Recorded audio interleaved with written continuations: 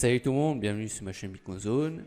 Aujourd'hui, je reviens pour vous présenter une nouvelle analyse sur le marché des crypto-monnaies et plus particulièrement le Bitcoin, puisque comme vous le voyez, il a cassé hier la résistance importante des 6000 $, ici présente, et là son prix est en train d'effleurer les 7000 $, ce qui ferait une hausse d'environ 1000 $ en un peu plus de 24 heures, ce qui est un signe très positif, je pense, pour les mois à venir.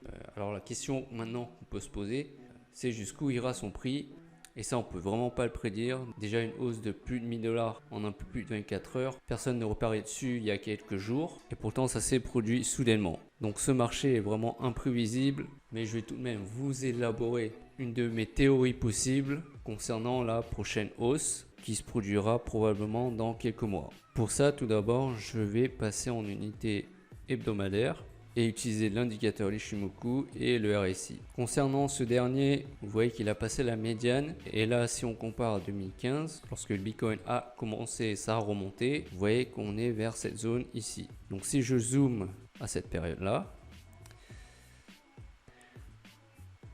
voilà, donc ici en octobre 2015, le prix a tout simplement commencé sa remontée et a traversé le nuage Ishimoku jusqu'à en sortir, et à partir de là la hausse a commencé. Et si je reviens en 2019,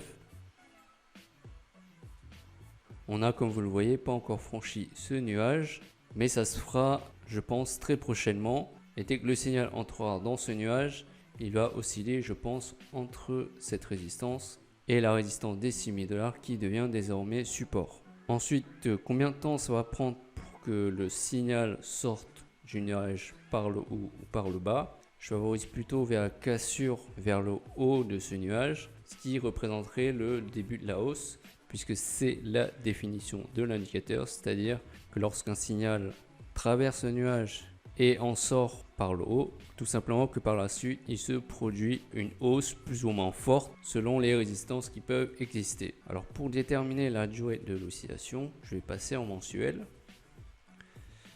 Ici on voit aussi que le RSI a dépassé la médiane et qu'on est dans la phase où les achats sont supérieurs aux ventes, et la configuration est pratiquement la même qu'en 2015. Donc si je reviens à cette période également et que j'analyse,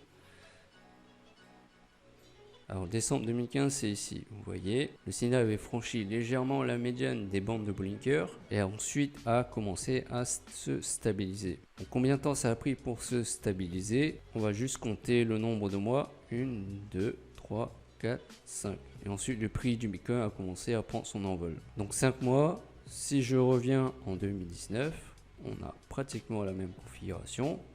Le prix du Bitcoin qui dépasse légèrement la médiane des bandes de Bollinger.